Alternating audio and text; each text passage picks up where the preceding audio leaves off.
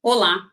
Os profissionais do setor ambiental lidam com uma rápida evolução tecnológica, enquanto as salas de aula universitárias não conseguem acompanhar. O mercado de trabalho traz inovações diárias, enquanto alunos, profissionais recém-formados, têm dificuldades em adequar o que aprenderam nas universidades com a realidade profissional que atuam. Neste contexto, surge uma dúvida importante: eles estão realmente preparados para os desafios que os aguardam? Para entendermos um pouquinho sobre este assunto, vamos conversar hoje com o engenheiro ambiental e sócio fundador da Ambiental Pro, Henrique Gonzalez, logo após a nossa vinheta.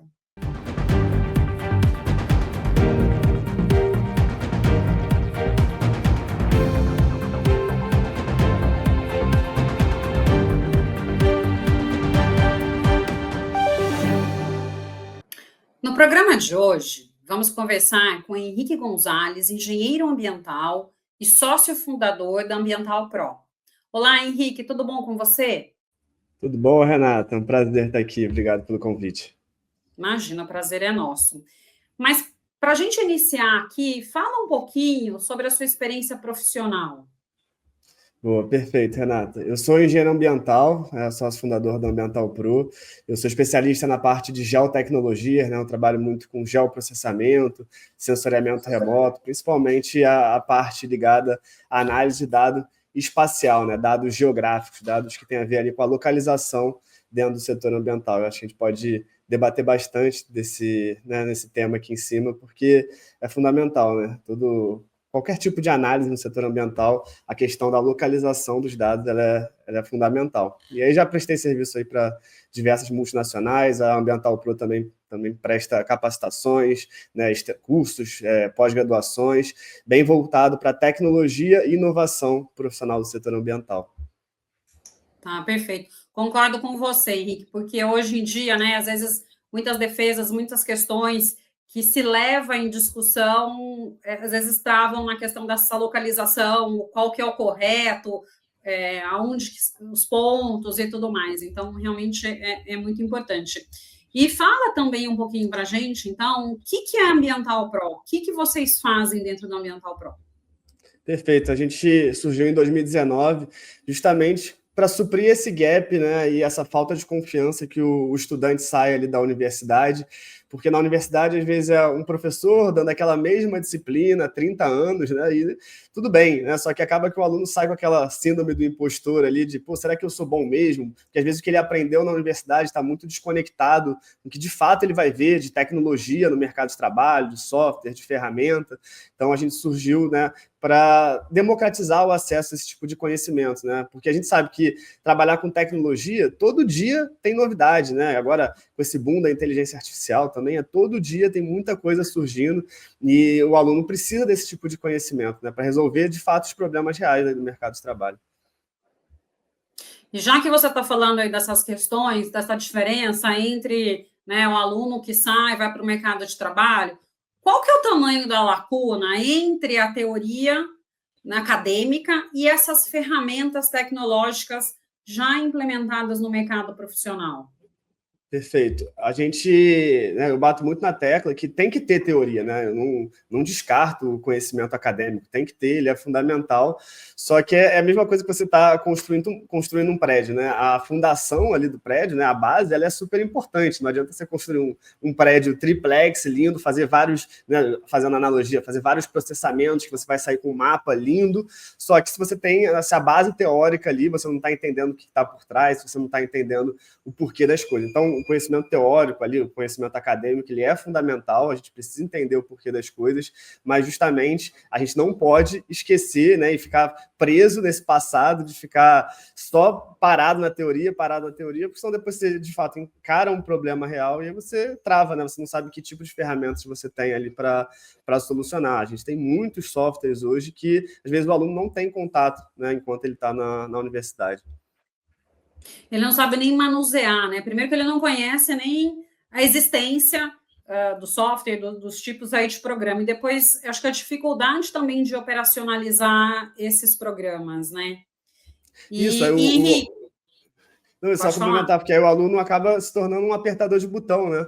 Ele até aprende ou vê rapidamente como usar, ele vai vendo ali os parâmetros do software, mas ele acaba sendo um apertador de botão. Aí ele segue ali, Sim, às vezes, um tutorial no YouTube, mas aí mudou um pouquinho, ele precisa né, raciocinar o que ele está fazendo, entender o que ele está fazendo, ele não tem essa mentalidade.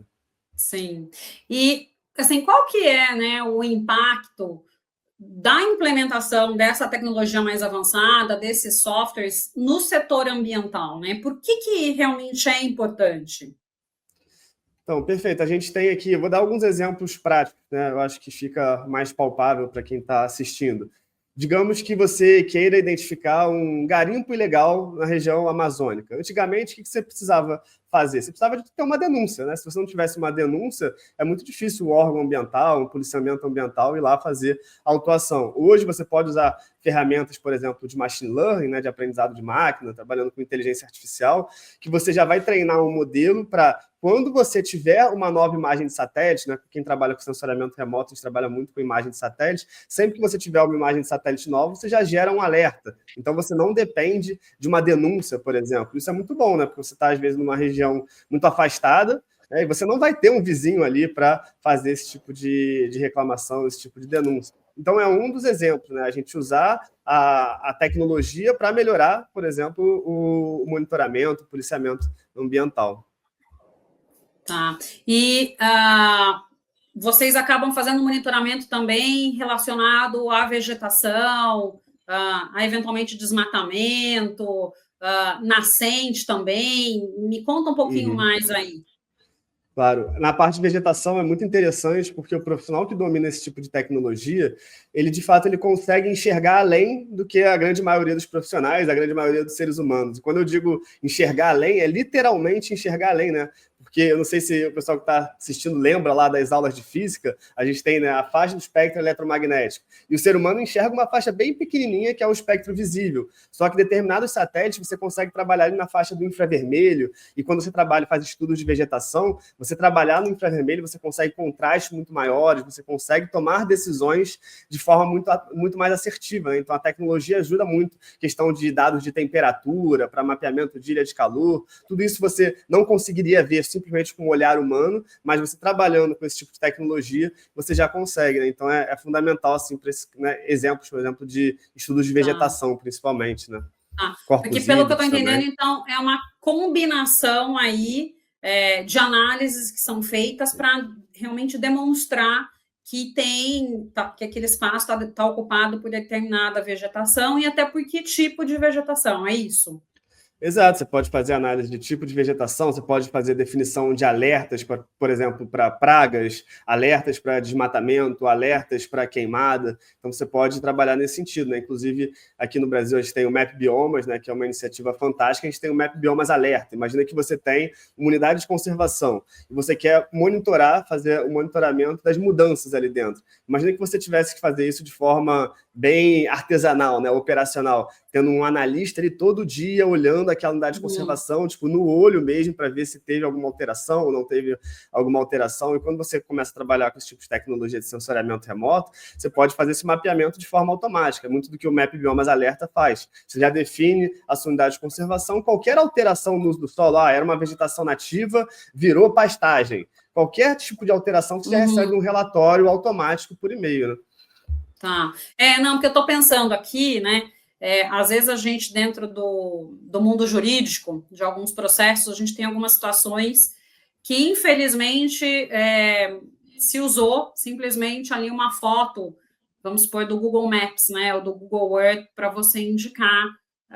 E, de repente, você vê simplesmente uma mancha de vegetação, que às vezes são fotos mais antigas. E Uhum. você não consegue ir na especificidade do tipo de vegetação, se realmente era uma vegetação mais consolidada ou se eram árvores esparsas, porque você vê, né, é uma fotografia de cima e que muitas vezes você não tem uma nitidez muito boa. Uhum. Então, acho que tecnologia como essas que vocês estão propondo, né, que vocês trabalham, você traz essa seriedade da informação que uma fotografia, muitas vezes, né, do Google Earth ou do Google Maps, você não tem todas essas análises, né? É algo muito mais as imagens muitas vezes usadas nos processos são muito mais simplistas e não demonstram a realidade do que essa tecnologia que vocês trabalham, né? Isso, é interessante você tocar no ponto do Google Earth. O Google Earth ele é muito utilizado pelos profissionais, só que a gente tem algumas barreiras ali no Google Earth, né? Primeiro, essa questão da visão ali, né? No Google Earth você está trabalhando com a imagem de cor verdadeira, que a gente chama. Então, a gente está trabalhando no espectro visível, é o espectro que o ser humano enxerga. Se não tem essa parte do infravermelho que eu falei, que, por exemplo, estudos de vegetação, ela é fantástica, a gente consegue contrastes muito maiores. E o Google Earth também, ele é uma composição de imagens. Então, você não sabe muito bem de onde aquela imagem veio, qual a data exatamente daquela imagem, você tem imagens sobrepostas, e tem questão também do direito de utilização comercial dessas imagens, né? Então, tem que ler certinho os termos de uso, não é só sair usando. Então, a gente tem algumas barreiras ao se trabalhar com imagens do Google Earth. A resolução espacial dela, né, que é o nível de detalhamento, ele é muito bom, mas você tem algumas outras barreiras ali ao se trabalhar com esse tipo de imagem. Tá, perfeito. E, Henrique, quando a gente fala, né, de tecnologias avançadas, vem muito à mente a questão da inteligência artificial, mas a gente sabe que existem diversas outras tecnologias no mercado. Você consegue citar aí algumas, né, tecnologias e suas possíveis aplicações? Perfeito. Agora, já fazendo o gancho, né, com o Google Earth, que a gente falou da resolução espacial, hoje o que está sendo muito disseminado são a geração de ortofotos por drone, né? Então você consegue níveis de detalhamento altíssimo de centímetros, 15 centímetros, 20 centímetros, então níveis de detalhamento altíssimo, e também com essa parte ali espectral do infravermelho, dependendo do drone, a parte termal. Você consegue fazer mapeamento, que está bem na moda agora, tem muitas empresas utilizando, que é o perfilamento a laser, né? Trabalhar com dados de LiDAR, que você consegue gerar um modelo tridimensional da área que você está trabalhando. Então, você consegue ver realmente a copa das árvores, você consegue ver o tronco, você consegue ter acesso ao solo. Então, é uma tecnologia que está sendo bem difundida, né? Que é o LiDAR, trabalhar com um perfilamento a laser. E tem muita coisa, eu já trabalhei muito com dados de batimetria, então a gente usa um equipamento que é como se fosse um barquinho que já consegue trazer todo o relevo dos rios, né? Então, né, o fundo da superfície dos rios. Isso é bom para a gente fazer programa de identificação de erosão, sedimentação nos corpos hídricos. Então, tem muita coisa sendo desenvolvida e muita coisa que está, né, que antes era bem caro, né, inacessível, mas agora já está se tornando algo mais acessível para as próprias consultorias ambientais estarem incorporando os estudos, deixando, né, os estudos tendo uma base tecnológica, uma base de dados cada vez mais consistente. Perfeito. Acho que até para ver a questão da batimetria, a questão do assoreamento, né? Exatamente. Se realmente tem um assoreamento, qual foi essa modificação ao longo do tempo, porque às vezes a gente tem situações de corpo d'água que se modificam, né? Ou o curso dele e tudo mais. Eu acho que é uma análise aí, muitas vezes, interessante e importante de ser realizada para você ter uma visão um pouco mais ampla de toda a situação, né? Para projetos de dragagem, né? E o meio ambiente ele é completamente dinâmico, né? Tá o tempo inteiro se alterando. Então, quanto mais a gente conheça o que a gente está trabalhando, melhor. Com certeza. E, Henrique, o que muda, né, nessas tarefas rotineiras no setor ambiental com a implementação da tecnologia correta? Porque eu acho que a coisa mais importante realmente é você definir, identificar qual que é a melhor tecnologia para aquele caso específico, né? E o que muda, então, né? Até o profissional saber identificar, fazer essa escolha e fazer a análise com base na tecnologia correta. Tem uma frase do William Deming, que é um dos papas aí da melhoria contínua americana, que ele fala: a gente não consegue gerenciar o que a gente não mede. Aí, com esse tipo de tecnologia, a gente consegue ter muito mais dados concretos do que a gente está trabalhando. Então, aquilo que eu falo, né? O conhecimento empírico, ele é importante, a experiência do profissional é importante? Claro que é igual a mãe, por exemplo, quando olha o filho ali caidinho no sofá, fala: acho que está com febre, porque ela simplesmente olhou e sentiu aquilo, né? Mas como é que ela vai verificar? Ela bota o termômetro e ela vai saber, de fato, tá com 38 de febre ou tá com 42 de febre, já são ações que você vai ter que tomar que são diferentes. Então, trabalhar com dados é fundamental, e quanto mais tecnologia você tenha para que esses dados tornem mais assertivos, né, os dados têm que ser sempre a base da tomada de decisão. o processo empírico ele é muito importante também, né? Mas a gente nunca pode deixar de lado a questão da análise de dados. Sim, é de extrema importância. Esse comentário que você fez aí, realmente, e acho que hoje talvez nem tanto, né? Mas há 10, 15 anos atrás a gente tinha uma dificuldade, às vezes, nesses dados históricos, porque você não tinha realmente esse histórico de dados. Eu lembro muito quando se começou a falar de controle atmosférico no estado de São Paulo, de você classificar algumas áreas como saturadas ou em vias de saturação, acho que no começo dos anos 2000, até se perguntava, tá, mas ok, foi classificado, mas como que você vai fazer o controle a partir daí? Porque quase estação de monitoramento de ar não se tem nas cidades, né? É muito pouco que se tem. Então, como que você vai propor melhoria e um programa de melhoria contínua se você não tem dados, se você não tem histórico de medição e nem vai ter, né? Porque eu acho que a primeira coisa é você criar uma rede para você identificar essas questões. Então, eu acho que esse comentário que você fez realmente é de extrema importância você ter esses dados, né? Exato, e quando a gente trabalha com dados históricos, quem trabalha no setor ambiental, e acho que não só no setor ambiental, né, dados históricos são sempre grandes problemas, né? Primeiro, a padronização desses dados, não só a padronização, mas de fato encontrar os dados, às vezes você não encontra mesmo. E assim, a gente vai trabalhar, né, eu trabalho muito com imagem de satélite. O que a gente tem de tecnologia hoje não é a mesma coisa que a gente tinha de tecnologia de, sei lá, de 30 anos atrás, de 15 anos atrás. Acho que atrás. até de 10 anos atrás, né, Henrique? De 10 Mudou anos, muito. Sim, sim, as coisas evoluem muito rápido. Então, até eu falo, isso é uma coisa que eu falo para os alunos. Tem aula que eu dou esse ano que é diferente da aula que eu dava ano passado. Tipo, antigamente a gente tinha que baixar uma imagem de satélite, que é pesadíssima, e colocar no seu computador. E aí, às vezes você baixa uma imagem que ela tem nuvem, aí, pô, não dá certo, tem que baixar outra. Você vai enchendo o seu computador, né, de arquivos pesados ali dentro. Hoje você pega tudo direto da nuvem, né? Você pega, falei da nuvem, mas pega direto da web, né? Você não precisa ficar baixando um monte de coisa. Isso nos facilita muito, que tem poder computacional que a gente não tinha naquela época, né? Não tinha há um tempo atrás. E aí, por exemplo, resolução espacial, né? Que é o nível de detalhamento, é quanto que você vai conseguir ver ali daquela imagem. Você vai conseguir ver as casas, você vai conseguir ver pessoas, os carros, ou você só consegue fazer um estudo mais regional. Então, nas imagens que a gente tem mais antigas, né, dos primeiros Landsat, por exemplo, a gente tem imagens com nível de detalhamento que vão ser mais ou menos assim de 30 metros, né? Então 30 metros do tamanho do pixel. Você não consegue diferenciar a informação, você consegue fazer um estudo regional. Hoje a gente já tem satélites que você consegue 30 centímetros, e isso vem com o tempo. Então não dá para a gente falar, mas eu preciso de uma imagem de 1970 com 30 centímetros de resolução. Cara, provavelmente você não vai achar, porque a gente não tinha essa tecnologia naquela época. Então, a gente conseguir padronizar e encontrar esse tipo de dado é praticamente impossível. É complicado. E é complicado depois você equalizar todas essas informações para chegar numa conclusão, né? Então, realmente é um desafio para quem trabalha na área, né? Hoje a gente já tem até alguns modelos que é até discutível, né? A gente usar a inteligência artificial para melhorar imagens históricas, né? Que eles chamam de super resolução.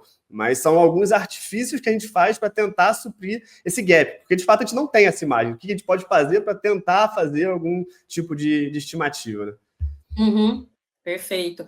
E Henrique, já que eu falei de desafio, né, no seu ponto de vista, qual que é o maior desafio para a implementação destes avanços tecnológicos nas universidades, já que você tem essa experiência aí também como professor?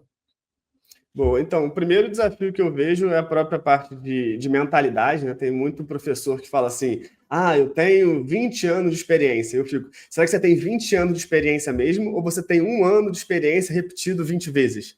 Porque às vezes a pessoa aprendeu, trabalhou com aquilo, sabe que funciona, mas não está se atualizando, né? Então é realmente o professor conseguir trazer esse tipo de atualização para os alunos, né? Esse tipo de conhecimento tecnológico para o aluno, foi até o que eu comentei no começo do motivo da Ambiental Pro ter surgido, né? Então, essa é uma das barreiras, né? A questão do conhecimento. E a gente tem a barreira também dos custos, né? Muitos dos softwares que a gente trabalha hoje, tem softwares que são de código aberto, a comunidade de código aberto está crescendo muito, né? E a gente tem também softwares que são caríssimos. Isso, às vezes, para você implementar numa universidade, para você implementar um profissional recém-formado, ele ter esse tipo de licença, acaba sendo inviável, né? Então, quem já trabalha numa consultoria ambiental mais consolidada, às vezes tem acesso a esse tipo de software, e quem está no começo de carreira, não está em nenhuma empresa que tem acesso a essas licenças, não tem. Então, o custo acaba sendo. Então, penso muito em conhecimento e a questão de custo como uma das barreiras. Você comentou a questão aí das universidades, né, da experiência dos professores. Uma coisa que eu percebo é a dificuldade de quem trabalha com uma experiência prática nas áreas conseguir cumprir os requisitos hoje em dia para você dar aula, né? Porque cada vez mais as faculdades, as universidades estão engessadas com um número mínimo de carga horária e que muitas vezes é difícil você conciliar, né, tanto a atividade profissional quanto a atividade acadêmica. Antigamente, quando você conseguia dar a atividade, né, específica somente em relação ao que você trabalha ou a disciplina que você tem mais, sei lá, né, facilidade ou se dá melhor, você conseguia ter mais profissionais de mercado. Hoje em dia é muito mais difícil. Você tem professor acadêmico mesmo, né? Então, uma coisa que eu tenho visto é talvez esse distanciamento dos alunos em relação à prática. E vejo até por mim, né? Porque antigamente eu realmente dava aula em universidade, conseguia dar uma carga horária menor na disciplina de direito ambiental. Quando começou a se exigir 20 horas na semana, complicado, mas você consegue dar um jeito. Mas né, eu começo a estudar matérias até que não tenho afinidade. Então, eu também comecei a me questionar, né? Por que eu vou fazer? Não, eu quero dar direito ambiental, que é onde eu tenho realmente a prática. Mas eu não consigo dar 20 horas na semana de aula de direito ambiental. Então, começa a entrar em conflito e cada vez mais professor que só dá aula, né? Porque é difícil você compatibilizar as duas coisas. Então, as universidades, as faculdades, cada vez menos com essa visão prática do dia a dia. Então, e esse está sendo um... Não, pode terminar. Não, é uma coisa que precisa ser repensada, talvez, né?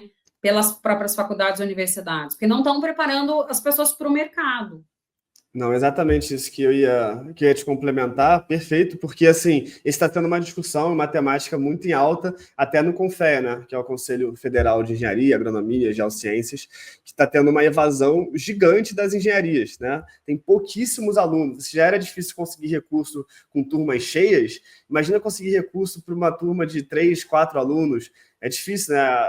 Está tendo um debate muito grande ali nos CREAs, no CONFEA, de como fazer os alunos quererem fazer engenharia de novo, porque às vezes o aluno vê lá, teve a experiência de um irmão, de um primo, de um amigo que fez engenharia, aí estudou tipo, um monte de cálculo, um monte de coisa, e realmente para mim tem que ter, aquilo é a base, eu acho que estimula muito o raciocínio, né, a questão lógica, eu acho que tem que ter, só que o aluno às vezes sai da faculdade meio desconectado, sem saber o que ele quer, você vê muitas, né, tipo, muitas disciplinas de forma bem generalista, só que falta, às vezes, estudo de caso, falta orçamento e verba para você conseguir levar todos os alunos, né, num estudo de campo, num trabalho de campo. Então, é importante isso, e é importante a gente trazer essa discussão, né, de como é que a gente vai fazer a galera voltar a querer fazer engenharia.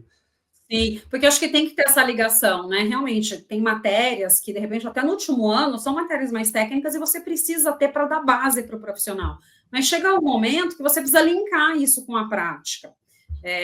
Então, talvez esse link que está deixando de ser feito, né? As matérias estão muito na teoria, então, e acaba desestimulando, desestimula os alunos, desestimula tudo de uma maneira geral. Então, realmente, aí repensar, né? Repensar esse formato.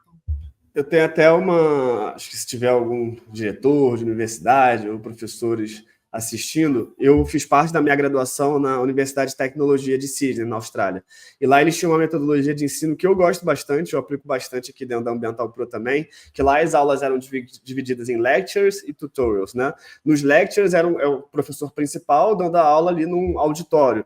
E aí, bastante gente mesmo na aula. E aí, depois, isso, sei lá, na terça-feira. Aí, na quinta-feira, a aula 2 vezes na semana. Sei lá, 2 horas na terça, 2 horas na quinta. Na quinta-feira, eram salas reduzidas e era justamente utilizado o tempo para pegar o que você aprendeu na lecture e resolver algum problema real. Então, os alunos realmente, de fato, botavam a mão na massa.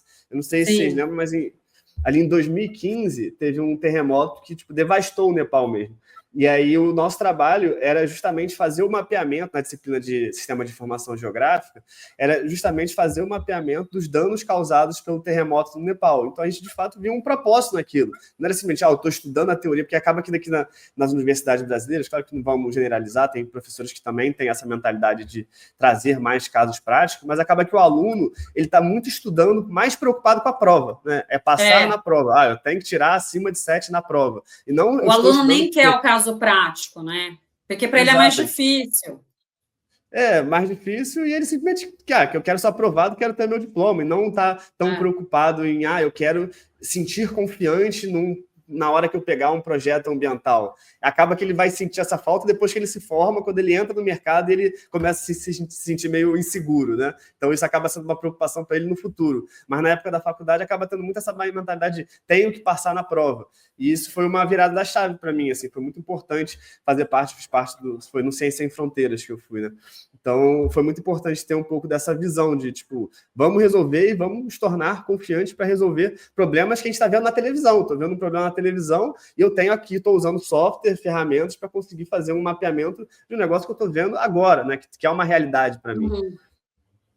Não, muito bacana. Eu já eu fiz um curso de pós-graduação que era exatamente assim, né? Um dia você tinha como se fosse uma aula magna, muitas pessoas, né? Uma pessoa renomada dando é muito mais uma palestra do que uma aula, né?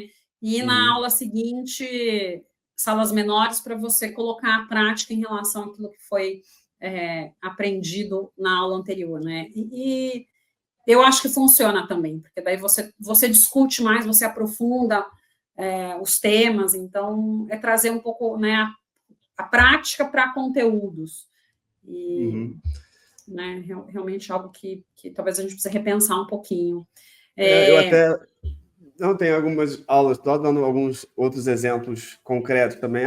Eu vou ensinar como é que faz o cálculo de declividade do terreno. Beleza, eu posso ensinar toda a teoria de declividade ali, só que para que o aluno né, ele precisa aprender isso? Porque depois ele vai fazer um estudo de licenciamento ambiental, ele vai ter que fazer né, segundo o novo Código Florestal, tem que fazer a delimitação de uma área de preservação permanente de declividade, acima de 45 graus é APP. Então, ele realmente está fazendo a delimitação de uma área, não é simplesmente o cálculo da declividade pela declividade, e sim porque talvez você precise fazer isso no estudo de licenciamento ambiental. Sim, precisa identificar que isso é uma área que não pode ter uma construção, né? Porque muitas vezes a gente pega construções em áreas que não se pode ter construção. Então, é importante sim trazer para essa prática. E aproveitando essa sua experiência, como que a Ambiental Pro está contribuindo, né, para a mudança desse cenário aí que a gente está conversando?